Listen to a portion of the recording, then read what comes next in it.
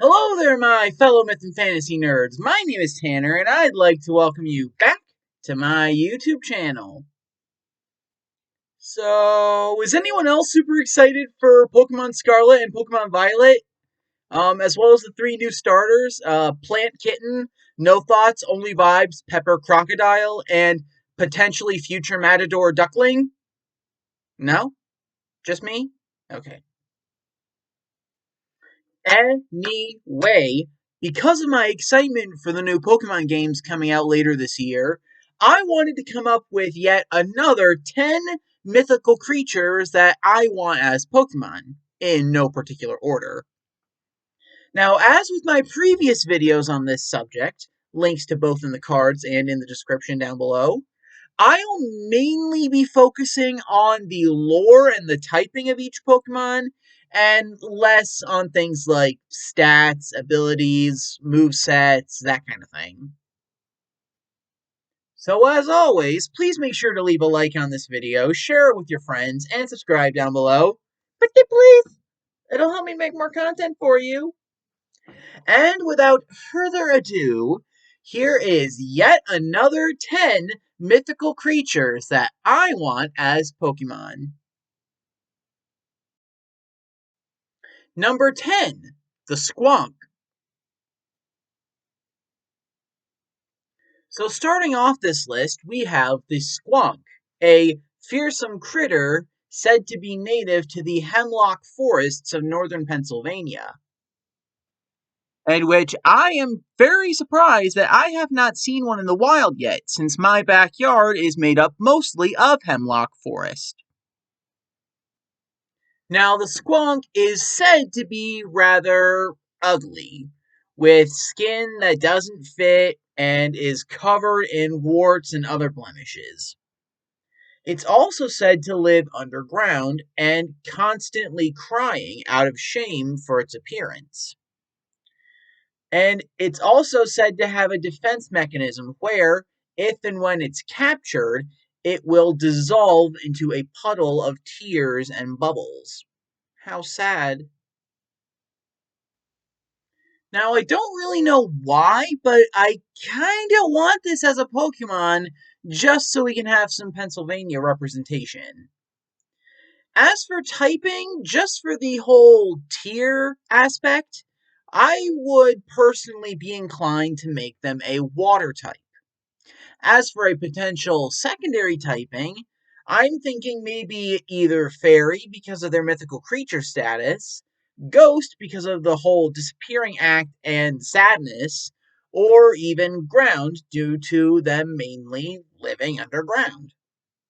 Either way, I would like its signature move to have something to do with its tears in one way or another. Number 9, Arales.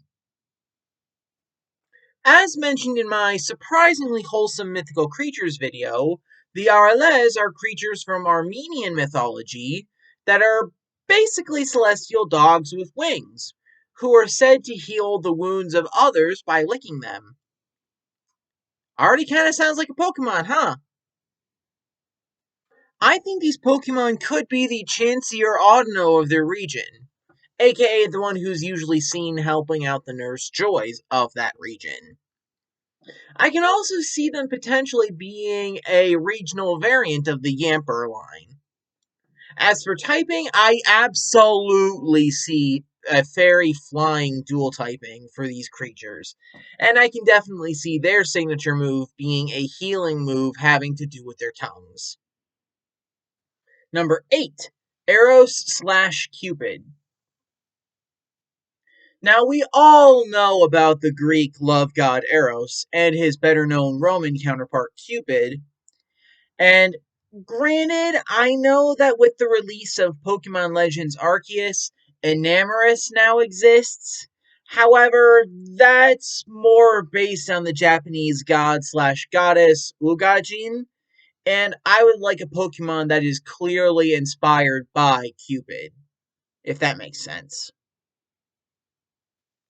Now, I actually created a two-stage evolution Pokemon for my Greece/Mediterranean inspired fan region, the Medita region.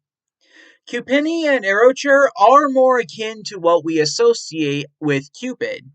What with the feathery wings, the pink, red, and white color scheme, and the arrow based signature move. Also, like the RLS that I talked about earlier, I picture them both as being fairy and flying.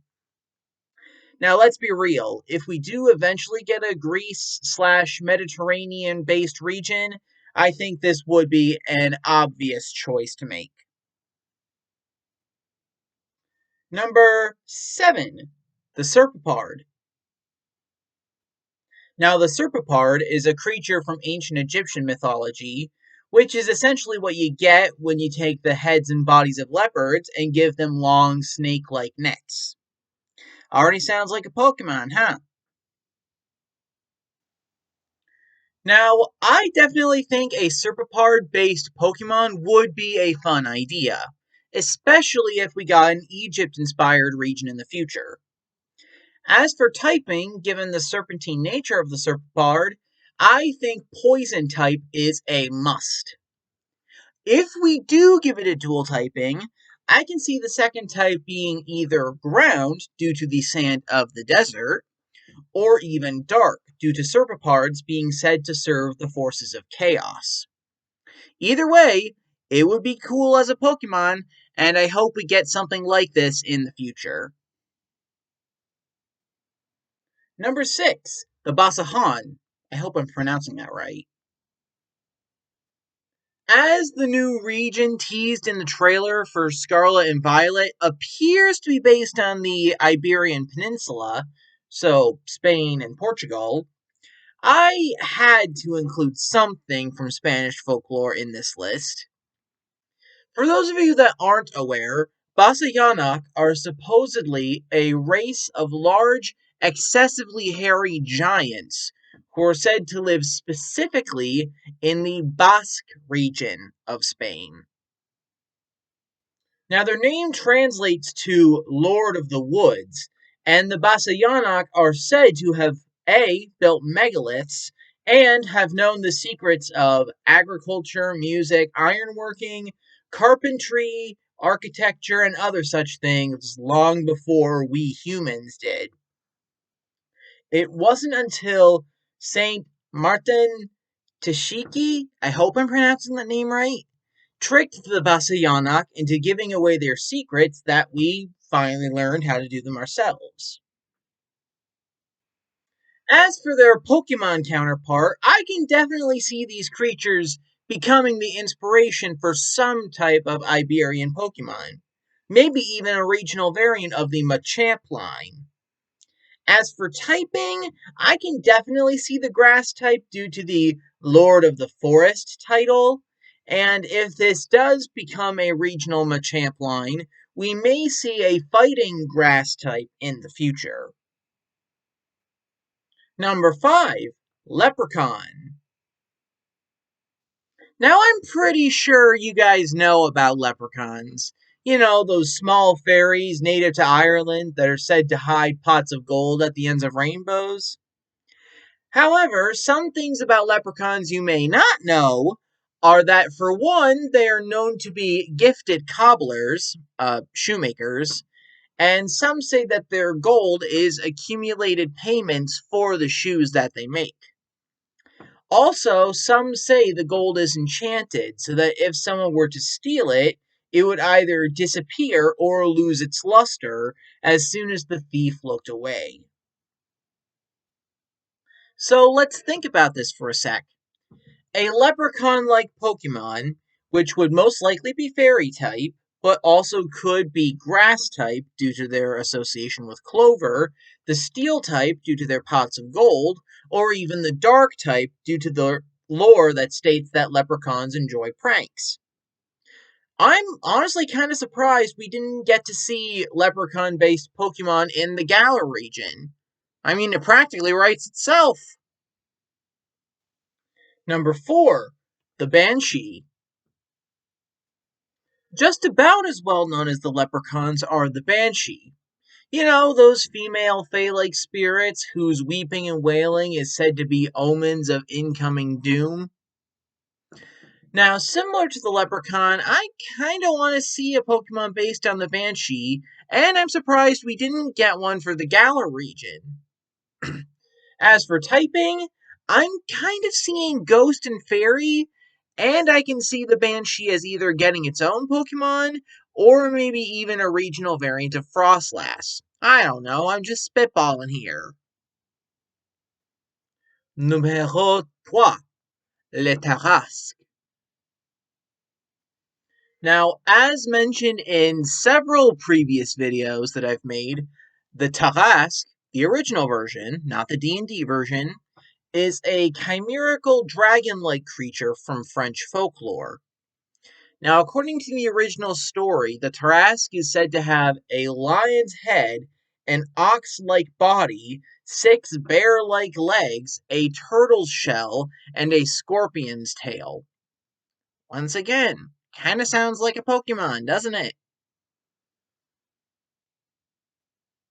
Now, in the original story, the creature terrorized the French town of Nerluc until the townsfolk called upon Saint Martha herself to help take care of the creature.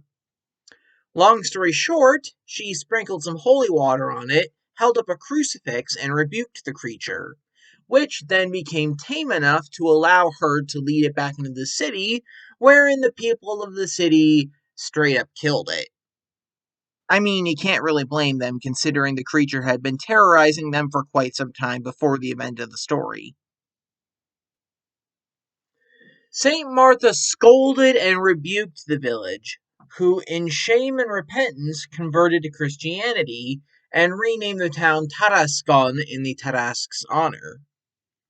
Now, as for a Pokemon counterpart, once again, I'm kind of surprised we didn't get a Tarrasque Pokemon specifically for the Kalos region since it's based on France. As for typing, I'm obviously gonna say dragon, and we could simply leave it at that. However, if we wanted to add another typing to it, I'd probably say poison, since the Tarrasque is said to have poisonous breath in some stories. Now, I don't know about y'all, but if we got a Tarrasque Pokemon at some point, I would not be upset. Number 2, Simur. Again, as mentioned in many of my previous videos, Simur is a mythical creature specifically from Persian mythology. Similar to the Tarrasque, Simur is usually depicted as chimerical in nature, with the body of a peacock, the head of a dog, and the claws of a lion. Simur is also said to be quite benevolent in nature, unambiguously female, and her feathers are said to be the color of copper. Once again, sounds like a Pokemon, doesn't it? Now, Simur features most prominently in the story of Zal, one of the great heroes of Persia.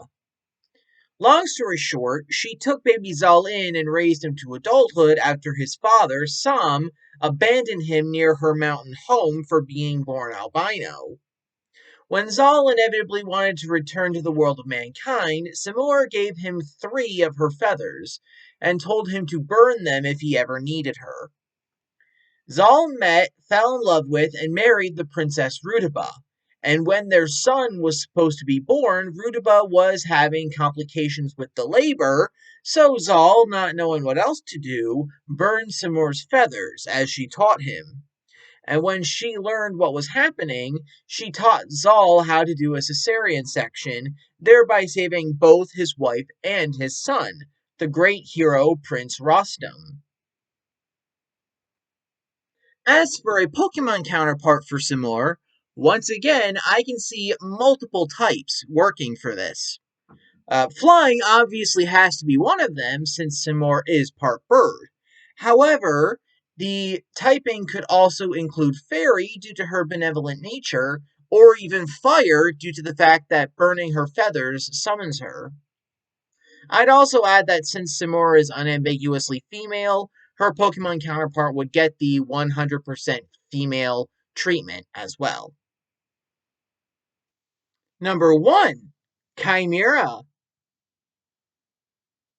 One of the more well-known mythical creatures from Greco-Roman mythology, the chimera, is where we even get the term chimerical. Said to be the child of the Titan Typhon and the she-monster Echidna, the chimera was depicted as having the head and front paws of a lion, the body and back legs of a goat, and a poisonous serpent for a tail. Other depictions of the chimera depict it as being able to breathe fire, and sometimes it's depicted with having a third goat-like head sprouting from its back. Though I prefer it with just the lion head and the snake head at the end of its tail, just because having a third head is a bit too much in my opinion. Now, like with Cupini and Aerocher, I actually made a fan-made two-stage evolution for the Medita region based on the Chimera.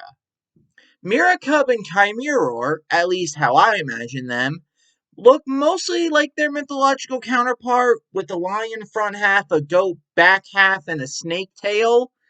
However, the head at the end of their tail doesn't really have a mind of its own. It's mostly just a mouth with poisonous fangs. As for their typing, I imagine them to be fire and poison, due to A, the Chimera's fire breath, and B, the snakehead obviously being venomous. And there we have it. That was yet another 10 mythical creatures that I want as Pokemon, in no particular order. If you liked this video and you want more, please consider leaving a like and subscribing down below so you don't miss any new content from me. So what do you think? Did you agree with my list? What are some other mythical creatures that you would like to see as Pokemon? Let me know in the comments down below. Also, if you have any ideas you want to see in future videos, please leave those suggestions in the comments as well. Who knows? It might just happen. Alright, well, that's all the time I have for this video, so I'll see you all next week with some brand new content for you. See you guys then.